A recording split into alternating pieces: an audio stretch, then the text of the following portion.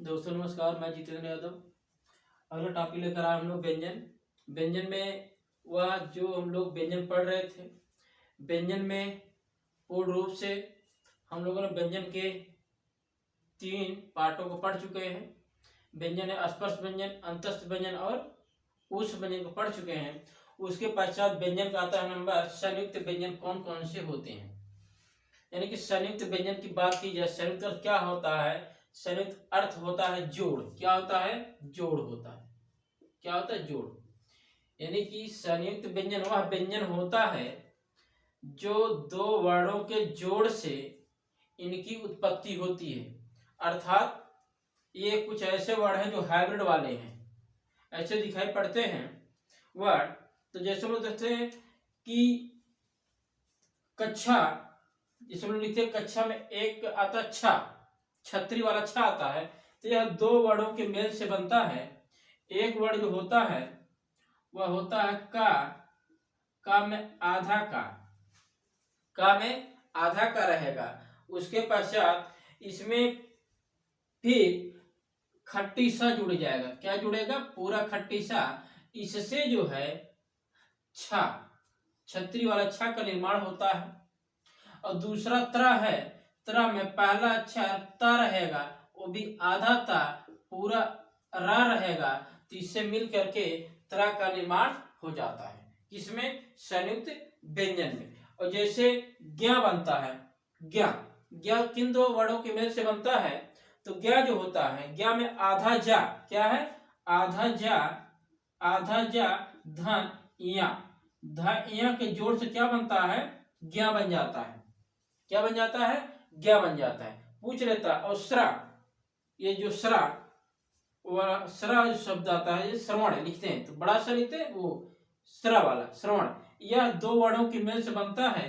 एक होता है बड़ा सा आधा, एक क्या होता है? बड़ा सा आधा होता है, और ऊपर से क्या लग जाएगा आगे? फिर इसमें आधा पूरा र लग जाएगा, तो इसके जोड़ से क्या बन जाएगा? श्रा बन जाएगा। यह पूर्ण रूप से 4 वर्ण जो है, यह चारों वर्ण संयुक्त व्यंजन के रूप में आते हैं। ये संयुक्त व्यंजन कहलाते हैं। 4 वर्ण क्या कहलाएंगे? संयुक्त व्यंजन ही कहलाएंगे। संयुक्त व्यंजन के रूप में लोग आते हैं पूर्ण रूप से। आप लोग सफलता ये समझ आ गया। आगे चलते हम लोग कुछ ऐसे वर्ण होते हैं जिन्हें उदीत या नए वर्ण कहे जाते हैं। व्यंजन में आ रहा, व्यंजन में अगला जो आता है वह उदीत वर्ण, उदीत या नए या आगत या द्विगुण वर्ण, द्विगुण वर्ण।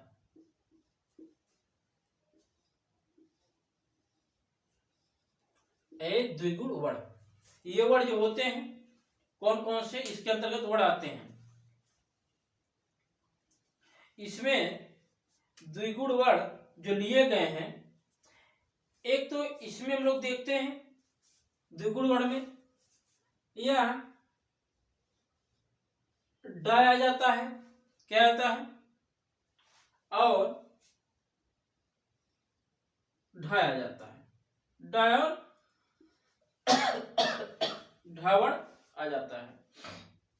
ड और जो ढावण आ जाता है, यह पूछ लेता है किस भाषा से लिए गए हैं, किस भाषा से लिए गए हैं। तो यह जो होता है ना, यह जया है, यह तुर्की भाषा से लिया गया वर्ण होता है। किस भाषा से लिया गया है? तुर्की भाषा से लिया गया वर्ण है ड और ढा। या यदि ये न दिए गए ऑप्शन में तो का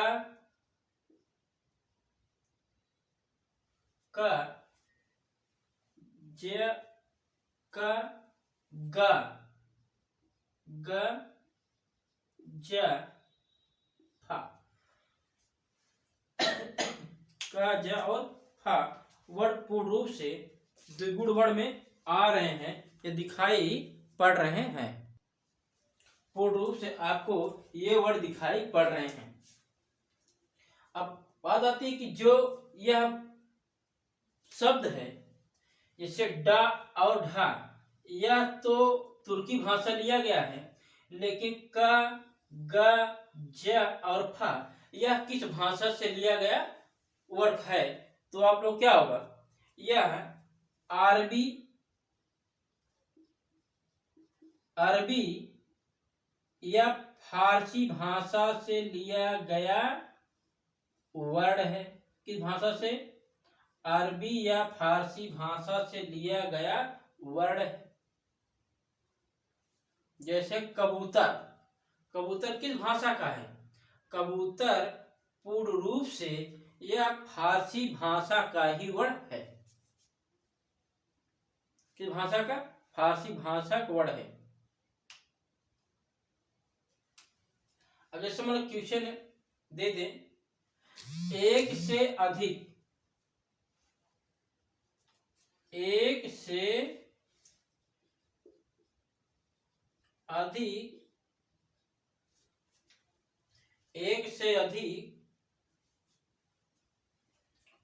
वर्णों के मेल को क्या कहते हैं?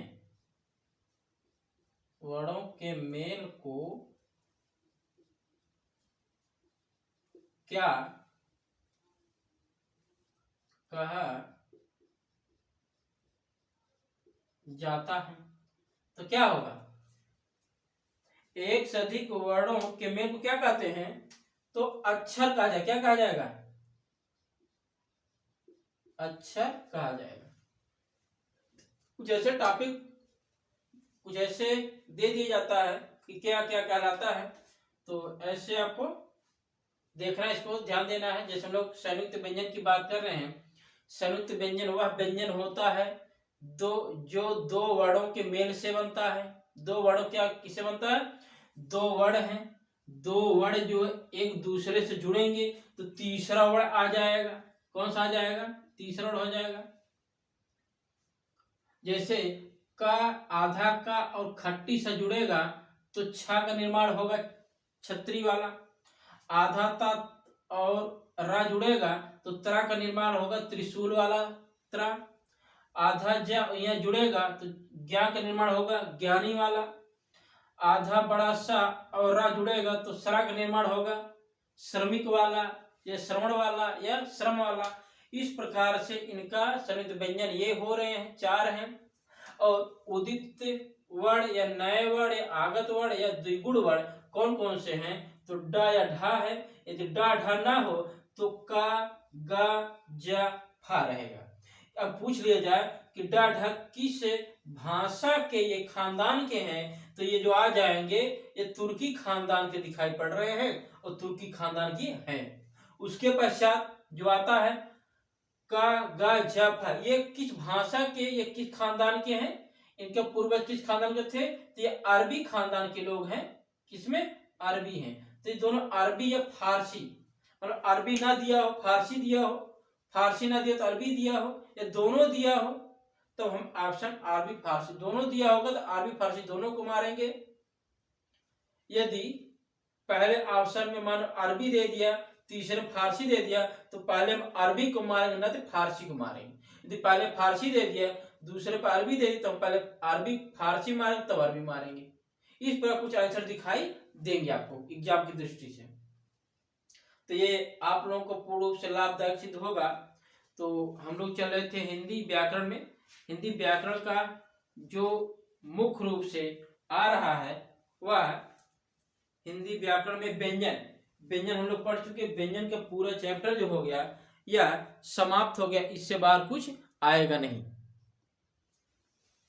आगे हम लोग देख रहे हैं कि व्यंजन जो होता है ये समाप्त हो गया, लेकिन व्यंजन के कुछ और भी टॉपिक हैं जिसको हम लोग देखते हैं कि व्यंजन जो क्या है, व्यंजन यह प्राण एवं शक्ति के आधार पर कितने प्रकार के व्यंजन होता है? किस आधार पर?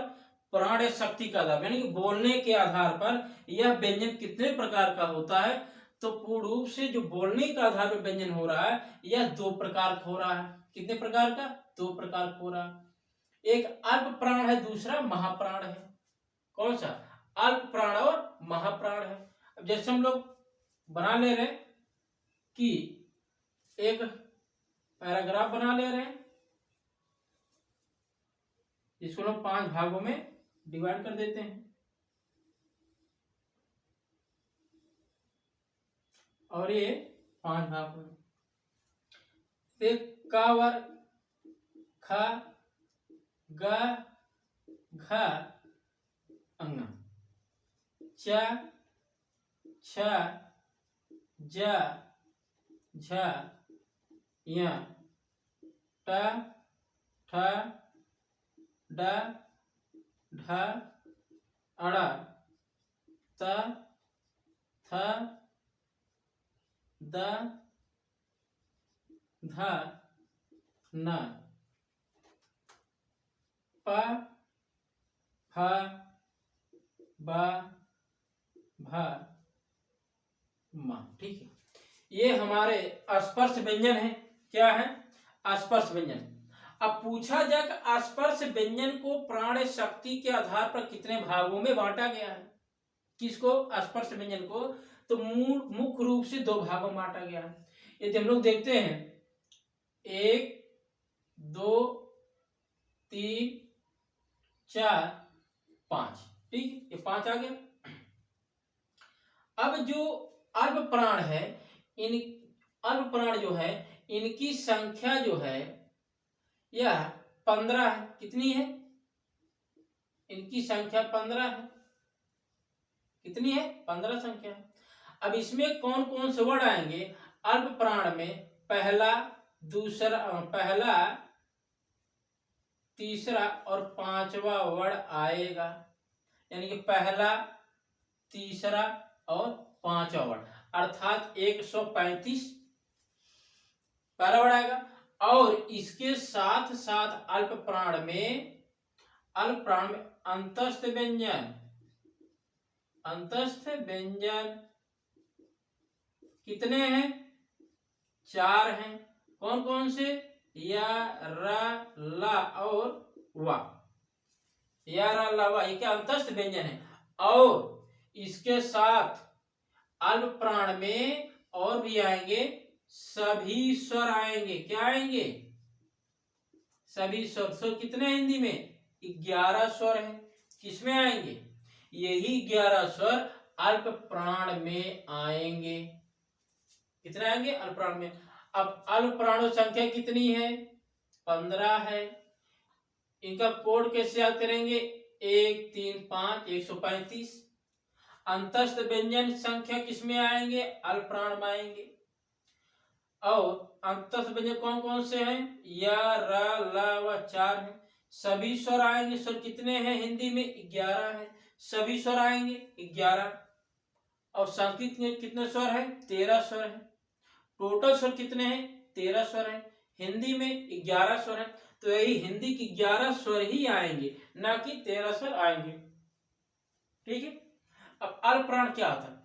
अल्प प्राण वह वर्ड होता है जिनको बोलते वक्त हमारे सांस कम से कम समय में बोल देते हैं, कम समय लगे, उसे अल्प प्राण वर्ड कहा जाता है या अल्प प्राण व्यंजन कहा जाता है। अल्प प्राण व्यंजन की टोटल संख्या जो अगर पूछ ली जाए, अल्प प्राण जो व्यंजन है इनकी टोटल संख्या कितनी है, तो 15 हो गया। उसके बाद 4, 19, 20, 15, 19, 20, 10, 30।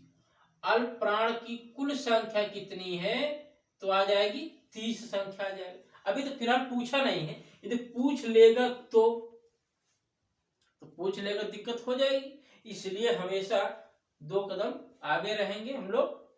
अब बात आती जो बच रहे हैं, जो बच रहा यानी जो ये बच रहा ना 24 24 24 24 यानी 2 4 2 2 4, यही 2 और 4 अर्थात इन्हीं को 24 कहा जाता है। महाप्राण। क्या कहा जाता है? महाप्राण। 24 क्या कहा जाता है? महाप्राण। ठीक है, इनकी संख्या कितनी है? तो 10 इनकी संख्या। और इसी महाप्राण में ऊष्म व्यंजन क्या आ जाएंगे? ऊष्म व्यंजन। ऊष्म व्यंजन कितने हैं? तो ऊष्म व्यंजन संख्या जो है वह 4 है। स और हा। कितने हैं? हाँ, 4। ऊष्म व्यंजन संख्या कितनी है? 4 ऊष्म व्यंजन संख्या दिखाई पड़ रही है। और पूछ लिया जाए कि प्राण शक्ति के आधार पर टोटल महाप्राणों की संख्या कितनी है, तो कितने आ जाएंगे? 14 आ जाएगा। कितना आ जाएगा? 14 आ जाएगा। ठीक है, यह इस प्रकार के वर्ड आ जाते हैं। यानी कि पहले भाग का पहला, तीसरा और पांचवा वर्ड आए स्पर्श व्यंजन का, तो पूर्ण रूप से वे अल्प प्राण कहलाएंगे। यदि का च वर्ग का च, ज और य आ जाए तो इसमें पूर्ण रूप से यह अल्प प्राण कहलाएगा। यदि स्पर्श व्यंजन को ना दे करके कोई व्यंजन स्वर दे दे और बोले इसमें से कौन सा अल्प प्राण है, तो कौन सा मारेगा? 11 में से कोई एक मारेंगे, अंग आह को छोड़ करके। दे दे अंतस्थ व्यंजन में एक अल्प प्राण नहीं है, कोई एक वर्ड डाल दे अल्प प्राण नहीं है, तो आपको छाटना बड़ा दुर्लभ हो जाएगा। इसलिए आप लोग इसको नोट्स बना लीजिए और अच्छे से रिवीजन करते रहिए और पढ़ाई करते रहिएगा। तो आज आप लोगों के लिए खुशखबरी है कि आयोग द्वारा बैठक हुई, उसमें उत्तर प्रदेश पुलिस की वैकेंसी संभवतः जनवरी में नोटिफिकेशन आ जाएगा। वैकेंसियां लगी हुई हैं, तो आप लोग यदि अच्छे से रिवीजन कर रहे हैं तो अब की बार अपना परचम जोरों के साथ आजाद हिंद फौज की तरह लहरा देना है। इसमें जो स्टूडेंट लगे हुए हैं पूर्ण रूप से वो लोग अपनी मेहनत को थोड़ा गति दें और उसके साथ साथ प्रैक्टिस सेट आपको प्रयास जीएस कोचिंग में कराया जाएगा अगले वीक से। तो आप लोग उसके लिए प्रैक्टिस सेट तैयार करिए और तैयारी में जुट जाइए। बात कुछ यूपी स्पेशल की है। यूपी स्पेशल की हम कुछ अच्छे चीज लेकर आ रहे हैं जो पूर्ण रूप से पेपरों में 100% बचेगा। तो हम उम्मीद करते हैं आप लोग पढ़ाई लिखाई कर रहे होंगे और अच्छी तरह से। इसलिए अब हम लोग आज का टॉपिक यहीं पर समाप्त करते हैं। और जितने बच्चे हैं ऑफलाइन में, ये लोग पूर्ण रूप से तैयारी दोगुनी कर दें, क्योंकि ज़्यादा समय है नहीं, बस 4 महीने के अंदर। वैसे कोचिंग में जिस कोचिंग में मैथ का 5वां राउंड चल रहा है, मैथ में दिक्कत नहीं है, बस उस पर स्पीड थोड़ा सा बढ़ा देना है। और जीएस का तो चल रहा ठीक ठाक। उम्मीद करते हैं अब की बार सिलेक्शन में कुछ लोग आगे निकलने का भरपूर प्रयास करेंगे, सफलता भी मिलेगी। तो हम लोग एकदम मन से लगे हुए हैं कि अब की बार कुछ लोग सिलेक्शन लेकर निकलें और देश में थोड़ा योगदान प्रदान करें। तो दोस्तों आज यहीं तक रहेगा। जय हिंद, नमस्कार।